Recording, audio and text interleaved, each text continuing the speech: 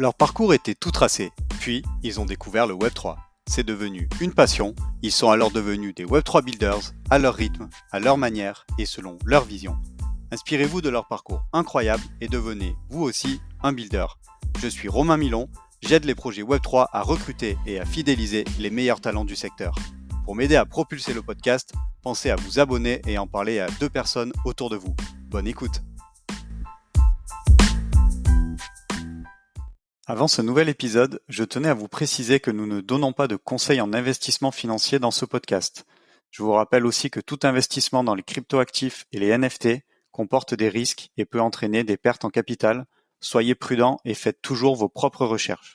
Bonjour à tous, très heureux de vous retrouver pour ce nouvel épisode de Behind the Chain. J'espère que vous êtes en pleine forme. Aujourd'hui, je reçois Jean-Michel Payon. Il est ancien cadre dirigeant de Ledger, il est collectionneur d'art numérique et aujourd'hui, il est entrepreneur dans l'investissement dans les œuvres digitales. Salut Jean-Michel, comment vas-tu? Bonjour Romain, bonjour à toutes et tous. J'espère que vous allez bien. Bonne semaine. Yes, c'est cool. Bah écoute, on va passer un bon moment. Alors écoute, sans attendre, je te propose qu'on passe tout de suite à la première question. Est-ce que tu peux nous dire ce que tu faisais avant d'arriver dans le Web3? J'ai travaillé une dizaine d'années en fait dans la finance traditionnelle, donc dans les exchanges, ce qu'on appelle donc New York Stock Exchange et Euronext. Pour ceux qui savent, c'était des entreprises dans lesquelles on échange des actions, des obligations, des choses comme ça. Et j'ai fait ça donc une dizaine d'années entre Paris, Londres et New York, jusqu'à peu près 2013-2014. Et ensuite, j'ai bifurqué dans l'industrie, ce qu'on appelle fintech, les technologies financières, à peu près 2013-2014 pendant 2 ans. Et ensuite, j'ai rejoint la crypto et le Web3 à peu près en 2015-2016. Alors, comme tu sais, ce qui nous intéresse dans le podcast, c'est de comprendre à un moment donné, bah, voilà, pourquoi on a fait le choix de travailler dans le Web3. Alors, est-ce que tu pourrais nous dire de ton côté, voilà, ce qui t'a donné envie d'y travailler, mais aussi peut-être quel a été ton premier contact avec cet univers-là et comment t'es rentré dedans? C'est une très bonne question. C'est vrai que ce qui m'a. Alors, quand on parle du Web3, aujourd'hui, c'est un terme qui est relativement récent, qui date d'à peu près 2-3 ans à peu près. Et c'est vrai qu'avant ça, en fait, avant le Web3, une des grandes composantes en tout cas du Web3, c'est ce qu'on appelle le secteur de la crypto, des cryptoactifs. Et à l'origine de la crypto, il y a le Bitcoin. Et le Bitcoin, en fait, c'est la chose qui m'a fait rentrer dans le Web3 il y a assez longtemps. En fait, ce que j'ai commencé par faire, c'est que, ayant effectivement travaillé dans la finance pendant assez longtemps, et à la fois sur le domaine économique, monétaire et sur le domaine technologique, j'étais passionné et très intrigué par les sujets de maths monétaire, de comment est-ce qu'un actif s'échange, pourquoi, quelle est la valeur d'un actif, d'une action, d'une obligation. Donc tous ces sujets-là étaient des sujets pour moi qui faisaient partie de mon quotidien dans la finance.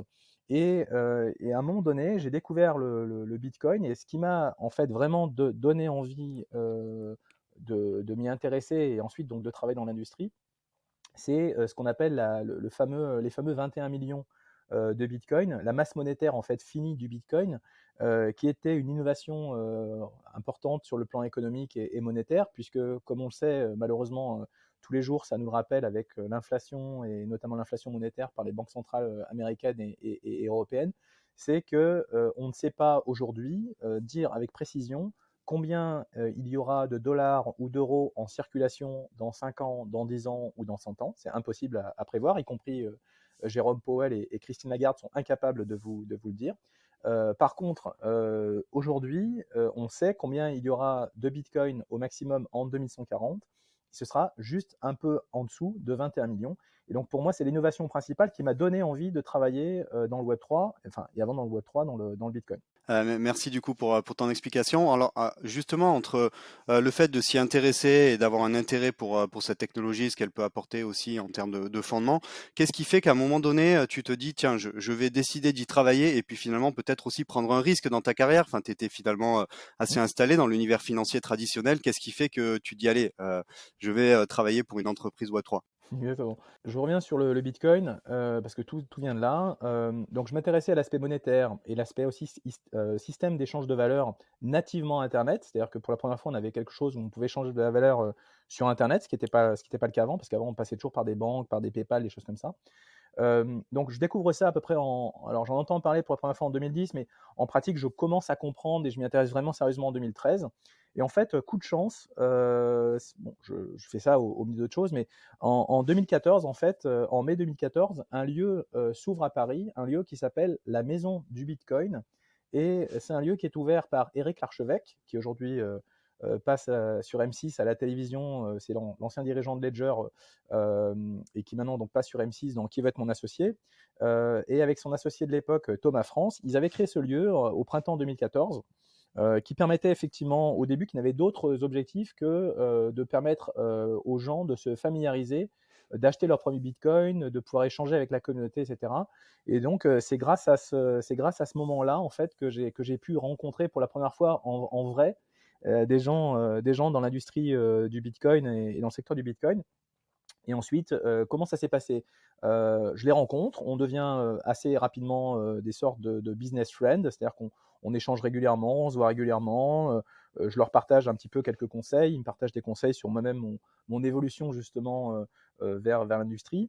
Et puis en fait, fin 2016, de façon assez naturelle, Eric, donc le CEO de Ledger qui venait d'être créé il y a peut-être un peu moins de 2 ans auparavant, me demande en fait de le rejoindre et de rejoindre l'entreprise qui était à l'époque une toute petite start-up. Ils étaient une toute petite quinzaine, je pense, quand il m'a dit, même pas une dizaine de personnes, quand il m'a demandé de les rejoindre. Et donc fin 2016, je les rejoins un peu en advisor. Voilà. Et puis une chose en amenant une autre, le job d'advisor commence à avoir de plus en plus de matière. Et finalement, je crois que je les rejoins formellement en qualité de vice-président en charge des finances et de la stratégie début 2017. Mais ça s'est fait de façon très norme, très comme ça, très fluide. Et pourquoi est-ce que j'ai pris ce risque-là, entre guillemets parce qu'en fait, il y a une sorte de proverbe en finance qui est no risk, no reward. Donc pas de risque, pas de retour sur investissement. Et donc j'avais bien perçu à l'époque qu'il y avait un potentiel très important dans la blockchain et dans le Bitcoin et donc ce qui allait devenir l'industrie de la crypto. C'était un secteur qui était à l'époque très petit et je pensais qu'il y avait effectivement un potentiel important parce que ça réglait des problèmes que moi j'avais fondamentaux à la fois économiques et technologiques. Et donc je me suis dit, bon, bah, c'est quelque chose de petit, mais souvent les choses petites et un peu bizarres au début, elles peuvent parfois devenir très grosses. C'est ce qui s'est passé puisque c'est devenu beaucoup, beaucoup plus gros là au cours des 5-7 dernières années. Ouais, effectivement, ouais, en tout cas, c'est impressionnant d'avoir, voilà, d'avoir pris ce risque-là à cette date-là, parce que bon, maintenant, je pense que même si ça reste peut-être encore risqué, ou voilà, il y a de plus en plus de gens qui arrivent dans l'écosystème, et donc ouais, à cette époque-là, j'imagine que t'étais vu comme un ovni peut-être de prendre ce risque-là. Petite anecdote, si je peux me permettre de te couper, effectivement, c'est une très bonne remarque parce que quand j'ai rejoint officiellement, hein, je crois que j'ai dû communiquer sur LinkedIn sur l'arrivée chez Ledger en début 2017. Et quand j'ai modifié mon profil pour dire Ledger, crypto, etc., j'avais des collègues de NYSE, là, donc de New York Stock Exchange à New York, qui m'ont contacté, qui m'ont dit, mais qu'est-ce que tu vas faire dans une boîte Bitcoin? Enfin, ça va pas bien dans ta tête, etc. Et ce qui est très drôle, c'est que peut-être un an après, il y a plusieurs de mes anciens collègues de NYSE qui ont été recrutés par Coinbase. Quand Coinbase a commencé à grossir assez fortement, ils sont allés chercher beaucoup de gens aussi de la finance traditionnelle et ils ont recruté deux de mes anciens collègues. Donc ça m'a amusé parce que les mêmes qui en fait étaient un peu étonnés par mon arrivée dans ce secteur-là, un peu surpris, voire moqueur, bah, les mêmes ont rejoint l'aventure un an après. Donc ça m'a amusé aussi. Bah, merci pour l'anecdote. Quand tu as quitté Ledger, et donc le dernier poste que tu as occupé chez Ledger, c'était le poste de Chief of Staff. C'est un poste dont on entend beaucoup parler dernièrement, mais on a des fois du mal à le définir, et je pense qu'il peut prendre plusieurs formes en fonction de l'entreprise dans laquelle on y est. Est-ce que tu pourrais nous dire dans les grandes lignes ce que tu faisais en tant que Chief of Staff? Bien sûr, alors tu as raison de dire que le poste de Chief of Staff, c'est un poste qui est relativement récent et qui est très variable en fonction du secteur, en fonction de l'entreprise et aussi en fonction de l'organisation de l'entreprise. Le poste de Chief of Staff, à la base, c'est un poste qui vient de l'industrie militaire. Et c'est un poste en fait qui est assez, comment dirais-je, qui est assez connu, notamment dans l'industrie militaire, parce que c'est souvent le commander in second, en fait, c'est un peu le sous-commandant en chef qui aide en général le général à pouvoir faire son plan de bataille. Le premier chief of staff, alors j'ai malheureusement plus son nom, mais c'était en fait justement le chief of staff de Napoléon, qui était la personne qui travaillait avec Napoléon pour l'aider à mettre en exécution son plan de bataille, parce que Napoléon, c'était quelqu'un qui, comme vous le savez toutes et tous, était très stratégique. Il faisait des plans, mais parfois, il avait parfois du mal. Enfin, il fallait que quelqu'un les exécute et les rende tangibles et surtout intelligibles par les forces armées. Et donc, c'est quelqu'un qui vraiment crée le lien entre, on va dire, la stratégie et l'exécution. Et donc ça a été suivi notamment dans l'armée américaine pendant assez longtemps. Donc les chief of staff dans l'armée américaine étaient très importants dans l'organisation. Et en fait, comme souvent, l'armée influence l'industrie, et l'industrie et la technologie s'est accaparé depuis à peu près une vingtaine d'années ce rôle. Et donc, parmi les gens qui sont devenus des chief of staff assez connus, il y a Sheryl Sandberg, qui était la chief of staff, je crois, de Amazon ou Google. Alors, je suis désolé, j'ai plus l'histoire, mais en tout cas, d'un de ces deux grandes entreprises, avant de rejoindre ensuite Facebook en qualité de COO. La deuxième personne, c'est le président actuel d'Amazon, qui a été le chief of staff de Jeff Bezos, puisque Jeff Bezos n'est plus le CEO de Amazon, c'est Andy Jassy, pardon, et Andy Jassy, il a été chief of staff de Bezos pendant 20 ans. Et donc maintenant, pour moi, en quoi ça consistait ce rôle de chief of staff? De la même façon, mon job, c'était d'aider Pascal Gauthier, qui est le CEO de Ledger, à mettre en exécution la stratégie de l'entreprise et d'assurer effectivement, notamment quand il y avait des plans un peu stratégiques, un peu complexes ou un peu globaux, de faire bouger en interne et en externe les sujets pour les faire avancer. Donc c'est des sujets en général assez transverses, assez impactants pour l'entreprise, et qui en même temps ne sont pas dans une seule business unit, ou qui sont pas enfin, qui englobent beaucoup d'acteurs dans l'entreprise, et qui demandent aussi d'avoir un suivi assez régulier. Ce que ne peut pas faire le CEO, parce que le CEO, il a plein de choses à faire et plein de problématiques à gérer. Et donc, il faut quelqu'un qui suive les dossiers de façon longitudinale. Et c'était le job en tout cas, mon job de chief of staff. Mais c'est vrai qu'après, parfois, notamment en France, le job de chief of staff va avoir différentes responsabilités. Et notamment, on voit souvent le rôle aujourd'hui de chief of staff un peu comme le bras droit du CEO, ce qui était probablement mon cas, mais parfois aussi plutôt sur des postes assez juniors, qui sont des postes en fait qui sont un peu des super stagiaires du CEO ou de la CEO, et qui en fait concrètement leur permettent de décharger d'une partie du travail, notamment sur les aspects opérationnels, reporting et autres. Ok, effectivement, et je pense que ce sont des beaux postes tremplins aussi pour voilà pour ceux qui sortent d'école, voilà pour accéder ensuite à des fonctions un peu plus importantes au sein de l'entreprise. Du coup, alors on a beaucoup parlé de ton passé. Alors aussi, c'est vrai que on sait tous que tu es un grand collectionneur aussi d'art numérique, et je crois que d'ailleurs le lien aujourd'hui que tu gardes de manière opérationnelle avec Ledger, c'est justement sur cette partie NFT Art Advisory Board. Tout à fait. En fait, j'ai créé il y a à peu près un peu plus d'un an, en fait, un an et demi. Je suis allé voir donc Pascal, forcément le CEO. Je lui ai dit, écoute, il y a un phénomène là qu'on est tous en train de vivre, qui est l'émergence de l'art numérique au travers des NFT, donc le NFT art. C'est probablement une vague de fond qui va impacter la culture et l'art dans les 5 à 10 années à venir. Ledger, c'est une entreprise qui est nativement Web3, hein, c'est un des leaders du Web3, qui fait de la sécurité et des wallets hardware et software pour l'industrie, à la fois pour les individus et pour les particuliers. Et je lui dis, forcément, les NFT, c'est quelque chose qui est un changement de paradigme pour l'industrie de l'art, de la culture, mais également pour la mode et tout ça. Et je lui ai dit, écoute, il faudrait qu'on lance une collection corporate, un peu comme tu as JP Morgan ou Société Générale ou LVMH qui ont des fondations ou des grandes collections d'art contemporain. De la même façon, il faudrait qu'on lance une collection corporate Ledger, mais comme on est dans le Web3, en fait, au lieu d'acheter des tableaux et des sculptures, on va acheter des NFT d'art. Et donc, Pascal m'a dit banco, hein. Et après, on a travaillé, enfin, j'ai travaillé sur le projet pendant plusieurs mois pour l'englober en interne sur le plan juridique, financier, taxes, etc. On a réfléchi à toutes ces problématiques-là. Et donc, ça nous a pris pas mal de temps. Et puis, une fois qu'on a eu, entre guillemets, la validation à la fois du board et puis des différentes instances internes de validation finance et legal notamment, on a déployé en fait une collection on a donc construit une collection sur 2022 à peu près entre avril-mai et novembre. Un premier vintage, ce qu'on appelle une première année de la collection, parce que cette collection va continuer à évoluer par la suite. Et donc j'ai eu la chance d'être justement ce qu'on appelle le responsable de la curation de cette collection, Et donc c'est moi qui ai, avec un comité, qui a acheté une trentaine d'œuvres digitales qu'on peut trouver. On a communiqué dessus, on a même un site dédié chez Ledger, où quand vous tapez Ledger NFT Art Collection, vous allez tomber, normalement, si le moteur de recherche fonctionne bien, vous allez tomber sur les œuvres qu'on a achetées avec le manifesto qu'on a fait. Et effectivement, quand j'ai décidé de quitter Ledger après 6 ans de travaux incroyables dans cette entreprise, pour justement moi-même me lancer dans un nouveau projet entrepreneurial en lien avec l'art digital, comme j'avais lancé cette activité-là et que j'étais un peu son papa et que je voulais continuer à m'impliquer, j'ai proposé effectivement à l'entreprise de prendre le poste, entre guillemets, je sais pas comment on dit, de chairman de l'advisory board, qui est composé de quatre autres personnes en lien avec l'art digital, avec un grand collectionneur américain, avec une galériste française réputée, et avec un grand collectionneur asiatique et une galeriste en Suisse, très connue dans l'art génératif.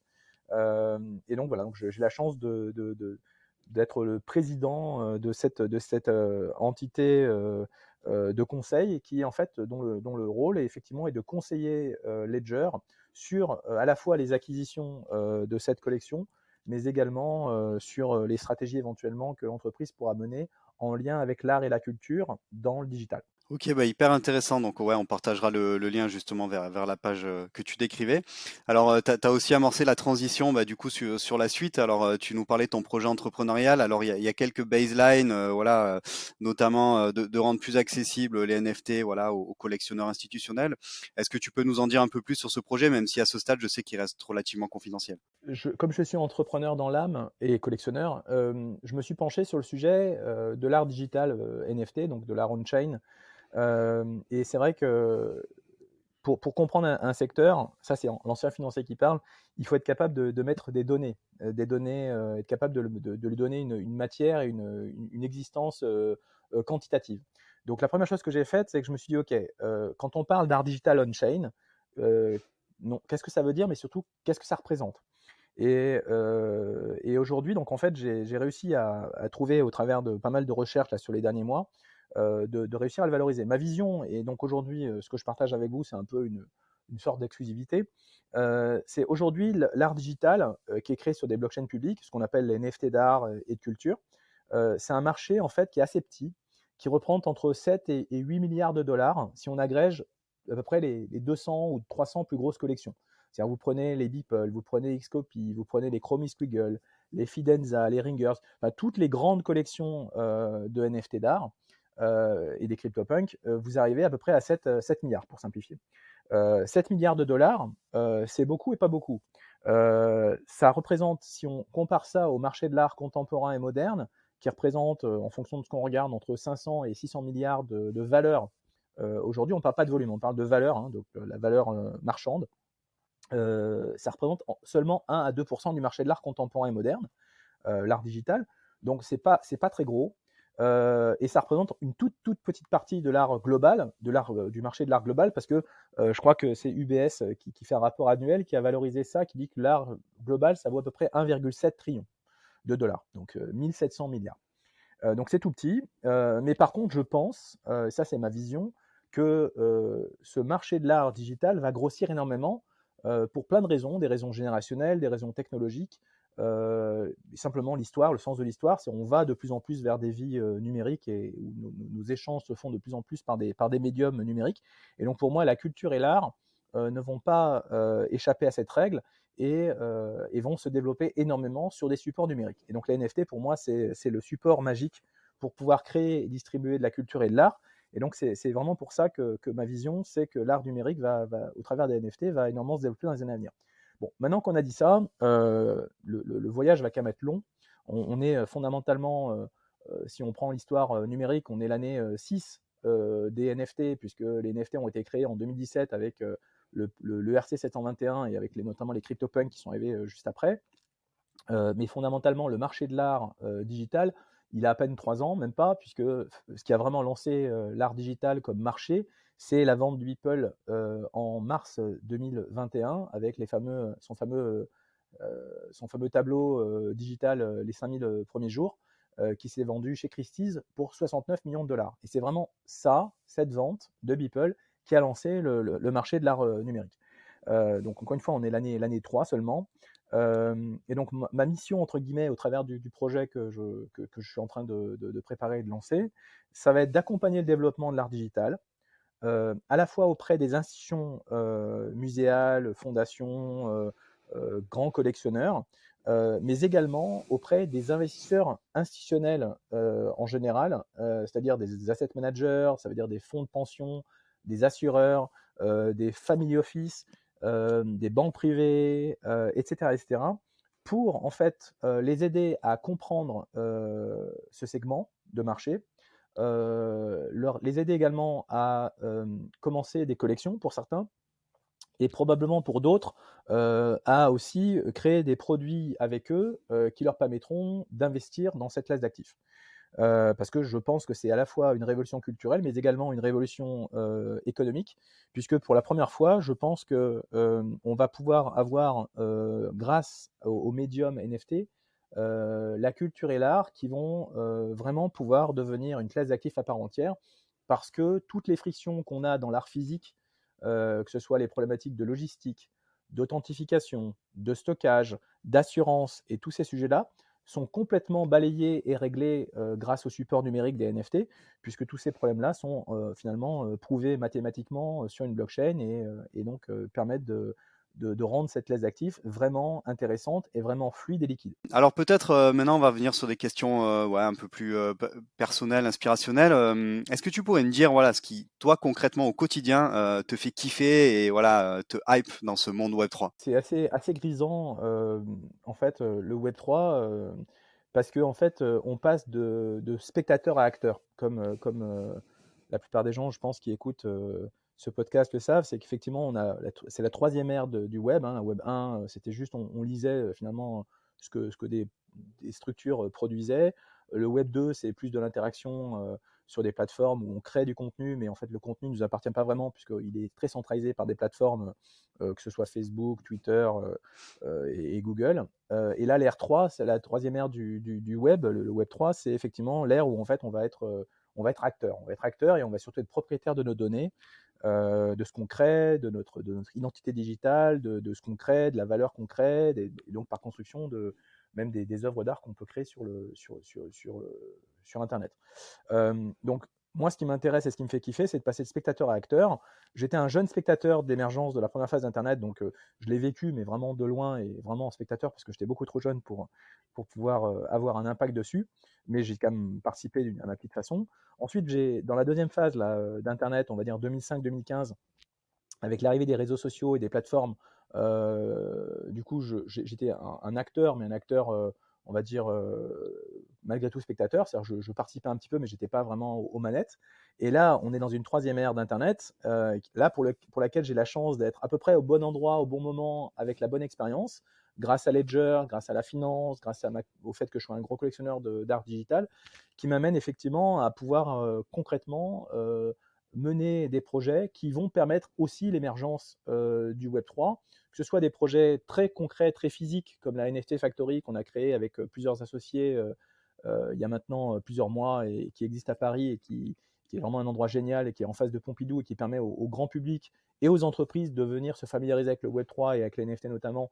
Ça, c'est génial. Mais également avec d'autres projets entrepreneuriaux, soit que je supporte en tant qu'advisor ou business angel. Et puis bien sûr, mon projet entrepreneurial, le nouveau, qui a la volonté, encore une fois, d'aider à l'émergence de cette classe d'actifs et à l'entrée de l'art digital dans des très grandes collections muséales et de fondations. Alors aujourd'hui, avec toute l'expérience que tu as acquise, voilà, que ce soit chez Ledger, dans les projets pour lesquels tu es advisor, mais aussi aujourd'hui avec le projet que tu es en train de lancer, si tu devais donner un conseil à quelqu'un qui veut lancer un projet Web3, ce serait quoi le conseil que tu lui donnerais? Alors, c'est pas un conseil technique, ça va être un conseil d'attitude. Un conseil d'attitude, je pense pour moi, il y a 4 qualités importantes qu'il faut avoir quand on lance un projet Web3. Alors, je vais essayer de les agréger avec un acronyme que j'appelle CHER, pour C-H-E-R. Donc, C pour curiosité. L'expérience que j'ai maintenant avec pas mal de choses dans la tech, dans la fintech, dans la crypto, etc., c'est tout ce qui marche et qui change nos vies. la première fois qu'on l'a vu, en général, ça nous a paru bizarre. Je pense que la première fois qu'on a touché un téléphone mobile, la première fois qu'on est allé sur un site web, le Bitcoin, les NFT, même Facebook, tous ces trucs-là, la première fois, c'était un peu bizarre. Bon, mais il fallait être curieux pour avoir se dire, bah tiens, c'est bizarre, mais bon, ça peut devenir quelque chose de plus gros, et c'est ce qui se passe. Donc, il faut être curieux. Donc ça, c'est le C. Le deuxième conseil, c'est il faut être humble, donc l'humilité, parce que je pense que c'est un segment, le Web3, qui est extrêmement changeant, qui va très vite. Donc il faut être très humble parce qu'en fait, les règles du jeu vont changer, à la fois pour les acteurs installés et même pour les acteurs nouveaux. Donc il faut être prêt en fait il y a des nouvelles entreprises qui vont émerger, il y a de nouveaux secteurs qui vont devenir avec beaucoup de succès. Mais à nouveau, il faut être relativement humble parce qu'on ne sait pas, peut-être que une personne que vous croisez qui aujourd'hui vous paraît bizarre avec un projet bizarre, ça va peut-être être le nouveau Jeff Bezos. Donc voilà, et peut-être que ça peut être d'ailleurs la personne qui va vous embaucher. Donc faut être relativement humble. La troisième caractéristique, donc le troisième conseil, c'est faire preuve d'empathie. Pour l'instant, le Web3, c'est un secteur qui est tout petit, hein, c'est notamment en France, mais pas que. C'est un secteur où finalement presque tout le monde se connaît, même s'il y a une forme d'anonymisation parfois des relations. Donc ça veut dire qu'il faut être extrêmement empathique, à la fois vis-à-vis des gens dans l'écosystème, mais surtout vis-à-vis des gens à l'extérieur, les gens qui sont pour l'instant des observateurs, des spectateurs curieux, par exemple, qui veulent rentrer dans le Web3, mais qui justement ne savent pas vraiment par où commencer. Donc je pense que le rôle des gens qui ont compris ou qui sont déjà dans le Web3, parce que voilà, ils ont fait l'effort et ils sont déjà dedans, je pense que leur rôle, c'est faire preuve de beaucoup d'empathie aussi vis-à-vis des gens qui sont à l'extérieur, que ce soit des journalistes ou même de grand public, et pour jouer leur rôle d'onboarder, entre guillemets, les nouveaux arrivants, de leur expliquer, de prendre du temps, parce que c'est pas complètement simple pour l'instant, et voilà, il faut faire ça. Et le dernier point, le R de Share, c'est effectivement la résilience pour les porteurs de projets Web3, parce que je pense qu'effectivement, il faut être quand même prêt à surmonter énormément d'obstacles actuels et à venir. Déjà, l'entrepreneuriat, de manière générale, c'est pas simple. Il y a plein de défis à mener.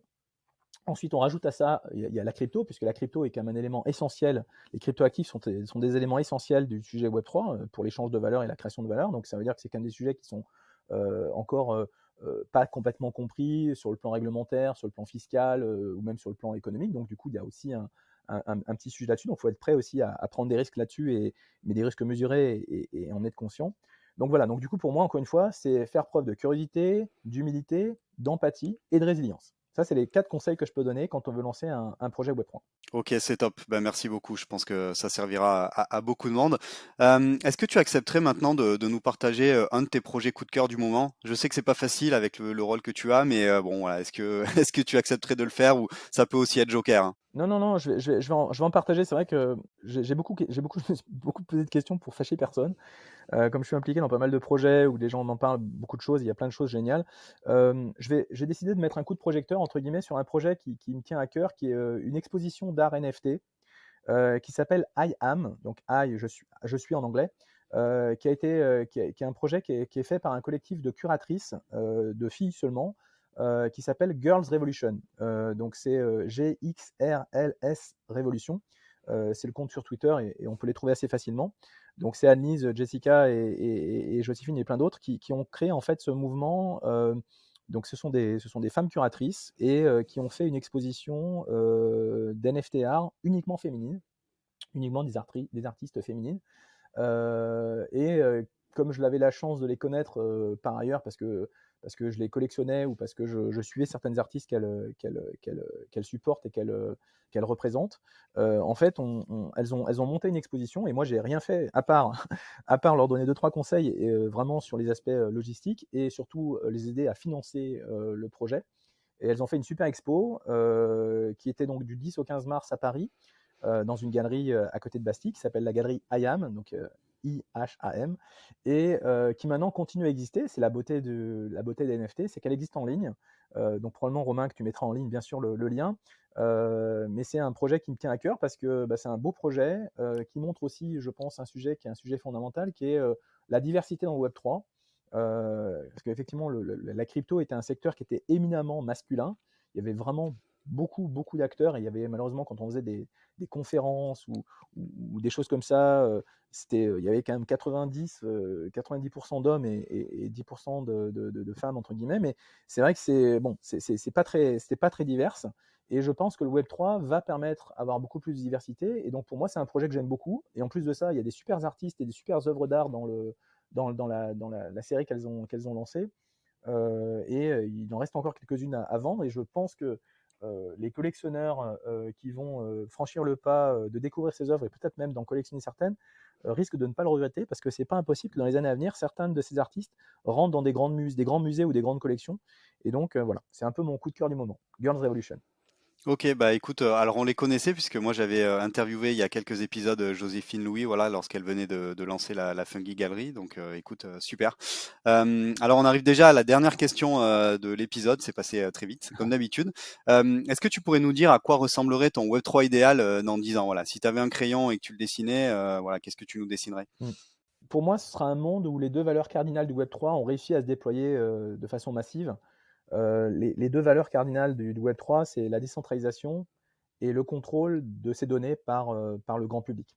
Encore une fois, on l'a dit un peu plus tôt dans le podcast, aujourd'hui on est ultra dépendant de plateformes extrêmement centralisées. 99% de nos vies numériques ne nous appartiennent pas et appartiennent à des tiers, que ce soit des grandes plateformes de search ou des grandes plateformes de données ou des grandes plateformes de réseaux sociaux. Et donc pour moi, dans 10 ans, le Web3, il doit être fondamentalement plus décentralisé et on doit être vraiment beaucoup plus en propriété de ces données. L'exemple que je donne souvent, c'est que si aujourd'hui, sur une de ces plateformes de réseau social, vous avez probablement pour certains 5 ou 10 ans ou même 15 ans parfois d'échanges sociaux avec votre famille, vos amis, etc.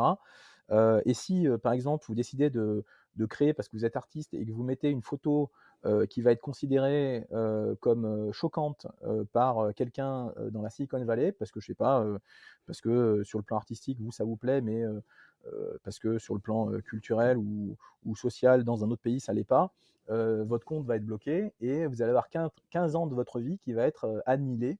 Votre compte va être supprimé, etc. Enfin, ça arrive malheureusement assez régulièrement à des créateurs et des créatrices, mais pas que, hein, même du grand public.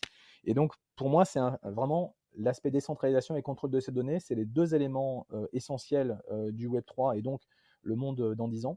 Et l'autre sujet pour moi qui me tient beaucoup à cœur, on en a parlé juste avant, c'est le sujet du Web3. Il va permettre, et j'essaye aussi encore une fois moi-même d'agir dessus, il va permettre plus de représentativité et plus de diversité, notamment grâce à l'art et la culture, parce qu'en fait, comme le Web3, ça permet de s'affranchir de toutes les barrières, que ce soit géographique, que ce soit économique, que ce soit même finalement racial ou de sexe. En fait, finalement, je pense que l'art et la culture, grâce au NFT et grâce au Web3, va être beaucoup plus global, beaucoup plus diverse, et donc ça, c'est assez génial. Il n'y a plus besoin d'être né à New York ou d'avoir un grand galeriste à New York pour devenir une superstar de l'art numérique. Il n'y a pas besoin d'être un homme de 35 ou 45 ans basé à Londres ou je ne sais pas où pour devenir une grande star de l'art digital. Je pense que les plus grandes stars de l'art digital des années à venir seront des femmes et pas que. Mais en tout cas, voilà. Pour moi, c'est vraiment ça qui sera dans 10 ans le Web3, entre guillemets, mon Web3 idéal. Ok, bah écoute, merci beaucoup pour ta vision. On arrive déjà à la fin de l'épisode. En tout cas, voilà, moi j'ai été ravi de pouvoir faire cette interview avec toi. Comme d'habitude, j'ai appris beaucoup de choses et puis voilà, c'est le cas à chaque épisode. Donc vraiment un grand merci pour ta dispo. Et puis écoute, bah voilà, je te laisse le mot de la fin si tu veux nous dire quelque chose. Bah, merci beaucoup Romain. J'espère que tout le monde a effectivement apprécié ce podcast. Moi, j'ai beaucoup apprécié aussi de le faire. J'espère aussi que c'est peut-être pour certains d'entre vous et certaines d'entre vous, c'est un premier ou un deuxième pas dans ce secteur du Web3. Il y a beaucoup de choses à faire, donc venez et surtout, comme je disais tout à l'heure, faites preuve d'empathie pour ceux qui ont la chance d'être déjà dedans. Euh, Chaque jour qui passe, chaque semaine qui passe, parlez-en autour de vous, expliquez gentiment ce que c'est. Et vous allez voir qu'en fait, dans les années à venir, ce sera très cool parce que des gens se rappelleront de vous et diront bah, tiens, c'est grâce à toi que j'ai découvert pour la première fois les NFT ou le Web3 ou la crypto. Et bah, voilà, merci parce que ça a changé ma vie. Et je te souhaite bah, beaucoup de succès pour ton nouveau projet. Et puis je te dis à très vite, Jean-Michel. À bientôt. Merci Robin, à bientôt.